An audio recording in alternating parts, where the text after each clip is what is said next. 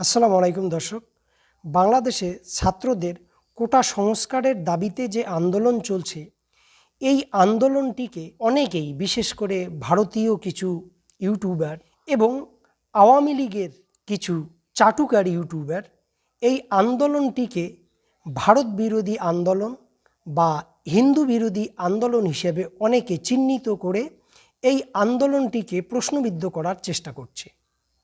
দর্শক, আপনারা জানেন এই আন্দোলনকে কেন্দ্র করে বাংলাদেশে যে অগ্নিগর্ভ পরিস্থিতি তৈরি হয়েছে, এই পরিস্থিতিতে প্রায় যতটুকু আমরা জানতে পাচ্ছি যে প্রায় শতাধিক মানুষ সেখানে নিহত হয়েছেন এবং অসংখ্য মানুষ আহত হয়ে হাসপাতালে চিকিৎসাধীন এবং সেনা, পুলিশ এবং জনতার মধ্যে বিভিন্ন জায়গায় খণ্ড খণ্ড ধাওয়া পাল্টা ধাওয়া কিন্তু এখনও চলছে। দর্শক, আজকে এই বিষয়গুলো নিয়ে আলোচনা করব। তো প্রথম যে বিষয়টা নিয়ে আমি আলোচনা করব সেটি হচ্ছে এই আন্দোলনটা আসলে এই পর্যায়ে আসলো কিভাবে। এই আন্দোলনটা প্রথমে একেবারে শান্তিপূর্ণ একটা নিরীহ আন্দোলন ছিল। যখন হাইকোর্ট এই কোটা ব্যবস্থাটাকে পুনর্বহাল করে, তখন এই কোটা সংস্কার আন্দোলনটি মূলত মাথাচাড়া দেওয়া শুরু করে। এই সময় যদি এই ছাত্রছাত্রীদের সঙ্গে সরকার পক্ষ আলোচনায় বসে এটার একটা সুষ্ঠু মীমাংসা করত, তাহলে আজকে এই অবস্থাটা কিন্তু তৈরি হতো না। এবার ঘটনা হচ্ছে, এই অবস্থা তৈরির ক্ষেত্রে আওয়ামী লীগের ভুলটা ঠিক কোথায়?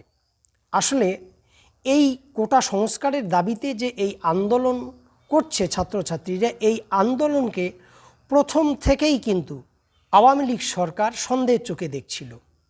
তাদের বক্তব্য ছিল যে এই আন্দোলনটা মূলত একটি বিরোধী দলের উস্কানিতে এই আন্দোলনটা চলছে। অথচ এই আন্দোলনটা 2018 সালেও কিন্তু হয়েছিল এবং খুবই ব্যাপকভাবে আন্দোলনটা হয়েছিল। তখন শেখ হাসিনা অনেকটা বাধ্য হয়ে, অনেকে বলেন তিনি রাগান্বিত হয়ে অভিমানে এই কোটা ব্যবস্থাটাকে তুলে দেন। এবার বিষয় হচ্ছে, 2018 সালেই সরকার যদি আইন করে কোটা ব্যবস্থাটাকে বাতিল না করে যদি সংস্কার করত, আজকে এই অবস্থাটা হতো না। এবং যখন কোর্ট থেকে একটা রায় দেওয়া হলো, যদি সরকার বলতো যে এই রায়ের বিরুদ্ধে আমরা জোরালো অবস্থান নেব এবং যদি কোর্ট এই কোটা ব্যবস্থাটাকে পুরোপুরি বহাল করে, সেক্ষেত্রে আমরা সংসদে আইন পাশ করে এই কোটা ব্যবস্থাটাকে সংস্কার করব, এই ধরনের যদি বিবৃতি দিত, এই ধরনের যদি কথাবার্তা বলতো, তাহলে কিন্তু এই আন্দোলন আজকে এতটা প্রাণঘাতী আন্দোলনের রূপ নিত না। আজকে এই আন্দোলনকে যেভাবে ভিন্ন খাতে নিয়ে যাওয়া হচ্ছে, বিভিন্ন জনে বিভিন্ন রকম কথা বলছে, এই কথাগুলোরও কিন্তু তখন কোনো উৎপত্তি হতো না। কিন্তু সরকার সেটা কিন্তু করেনি। সরকার সবসময় ভেবেছিল যে এটা জামাত বিএনপির আন্দোলন, সুতরাং এটাকে রাজনৈতিকভাবে মোকাবিলা করতে হবে। অর্থাৎ এই আন্দোলনকে লাঠি, পুলিশ, যুবলীগ, ছাত্রলীগ দিয়েই এই আন্দোলনকে দমন করতে হবে। কারণ সরকার যদিও এই কোটা বাতিলের যে রায়টি, এটাকে হাইকোর্টে আপিল বিভাগে আপিল করেছে, কিন্তু তাদের যে কথা, তাদের যে অবস্থান, সেটা কিন্তু এই আপিল করার একেবারে বিপরীত মেরুতে অবস্থান করে। একমুখে তারা বলছে যে কোটা ব্যবস্থাটা কি এটা মুক্তিযোদ্ধার পরিবার নাতিপুতিদের জন্য, এটা রাজাকার বা রাজাকারদের নাতিপুতির জন্য নয়। অর্থাৎ বিষয়টা এরকম যে কোটা ব্যবস্থাটাকে যদি তুলে দেওয়া হয় বা সংস্কার করা হয়, সেক্ষেত্রে এটার সুবিধা রাজাকারের সন্তানরা পাবে। দর্শক, আসলে আওয়ামী লীগ এই দীর্ঘ ক্ষমতায় দেশটাকে দুটো ভাগে বিভক্ত করেছে খুব পরিকল্পিতভাবে। এই ভাগের ফলে আওয়ামী লীগের কতটা লাভ হয়েছে না ক্ষতি হয়েছে তারা হয়তো বুঝতে পারছে না। যদি বাংলাদেশে তত্ত্বাবধায়ক সরকারের অধীনে একটি নিরপেক্ষ নির্বাচন হতো, তাহলে এটা বোঝা যেত পরিষ্কারভাবে যে আসলে এই যে তাদের জাতিকে দুটো ভাগে বিভক্ত করার যে ফল তাদের পক্ষে গেছে না বিপক্ষে গেছে। যেহেতু বিদেশি রাষ্ট্রের উপর ভর করে শেখ হাসিনা বারবার নির্বাচনকে এড়িয়ে বা নামমাত্র নির্বাচন দিয়ে বারবার প্রধানমন্ত্রীর চেয়ারে বসছে, কিন্তু তার গ্রহণযোগ্যতা বাংলাদেশের মাটিতে কতটুকু, এটা নিরপেক্ষ কিন্তু কোনো পর্যবেক্ষণ কিন্তু নেই। সুতরাং সরকার ভেবেছিল যে লাঠি দিয়ে পিটিয়ে এই আন্দোলনকে, যেভাবে বিরোধী দলের বিভিন্ন সময়ের যে আন্দোলনগুলোকে দমন করা হয়েছিল, এভাবেই এটাকে দমন করা হবে। এবং আপনারা দেখুন, যখন এই আন্দোলনকে পুলিশ, যুবলীগ, ছাত্রলীগকে দিয়ে দমন করার চেষ্টা করা হলো, তখন এই ছাত্র সমাজ কিন্তু পিছু হটল না, বরং তারা সামনের সারিতে এসে তারা যে বীরত্বের পরিচয় দিল এবং যেভাবে আবু সাইদ তার বুককে পুলিশের দিকে এগিয়ে নিয়ে গেছে এবং নিজের প্রাণ দিয়েছে, এই বিষয়গুলো কিন্তু ছাত্র সমাজকে নতুনভাবে উজ্জীবিত করেছে।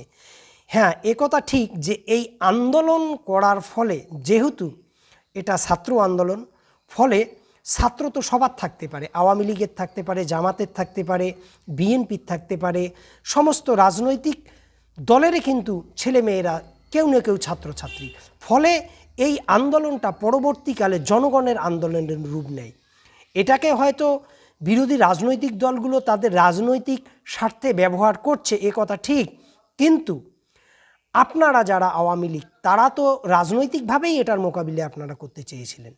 সুতরাং আজকে যে পরিস্থিতি তৈরি হয়েছে, এই পরিস্থিতিটা হচ্ছে আওয়ামী লীগের অতিরিক্ত আত্মবিশ্বাস, অর্থাৎ পিটিয়েই সব কিছু আমরা সমাধান করব। এবার আলোচনায় আসি যে এই আন্দোলনটি কি হিন্দু বিরোধী আন্দোলন নাকি ভারত বিরোধী আন্দোলন? দর্শক, এই কথাটি অনেকেই বলছেন। আমি এর আগেও আপনাদেরকে বললাম যে ভারতের অনেক ইউটিউবার, বিজেপিবন্দী ইউটিউবার যারা, তারা মূলত এই ধরনের কথা বলছে। বিষয়টা হচ্ছে, এদের বক্তব্য হচ্ছে যে মুক্তিযোদ্ধা যারা ছিল তাদের একটি বড় অংশ হচ্ছে হিন্দু সম্প্রদায়ের মানুষ। হিন্দু সম্প্রদায়ের মানুষ পাকিস্তানের সঙ্গে থাকতে চায়নি, অর্থাৎ পাকিস্তান রাষ্ট্রে তারা থাকবে, এই বিষয় নিয়ে তাদের মধ্যে একটা অসন্তোষ ছিল। ফলে মুক্তিযোদ্ধার বড় একটি অংশ হচ্ছে এই হিন্দু সম্প্রদায়ের মানুষ। সুতরাং মুক্তিযোদ্ধা কোটা যদি সংস্কার করা হয় বা পুরোপুরি বাতিল করা হয়, এর ফলে হিন্দু সম্প্রদায় চাকরির যে কোটার যে সুবিধাটা, সেটার থেকে অনেকটা বঞ্চিত হবে। তো দর্শক, এই মুক্তিযোদ্ধার যে কোটাটা ছিল, সেটা কে পাইল, কে পেলে সুবিধা হতো, কার সুবিধা হতো না, তার চেয়েও বড় কথা, এই কোটাটা আর কতদিন থাকবে? মুক্তিযুদ্ধ যে করেছে তার জীবন অবধি নাই ঠিক ছিল, তার সন্তান পর্যন্ত নাই ঠিক ছিল, কিন্তু তার নাতিপুতি প্রজন্মের পর প্রজন্ম এভাবে কেন পাবে? এটা তো একটা যৌক্তিক প্রশ্ন। এই প্রশ্নটা তো আপনাদের করা দরকার। আর যোগ্যতার ভিত্তিতেই চাকরি হোক, এটা কি আপনারা চান না যারা এই প্রশ্ন তুলছেন?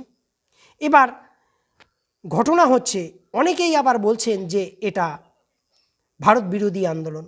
আসলে বিষয়টা হচ্ছে, ভারতের যে বিজেপি সরকার, এই বিজেপি সরকার কোনো শেখ হাসিনার উপর আন্তর্জাতিক যে চাপ ছিল, চাপটা এরকম যে শেখ হাসিনাকে একটি তত্ত্বাবধায়ক সরকারের অধীনে নিরপেক্ষ একটি নির্বাচন দিতে হবে, যেখানে জনগণ নির্বাচনে অংশগ্রহণ করতে হবে।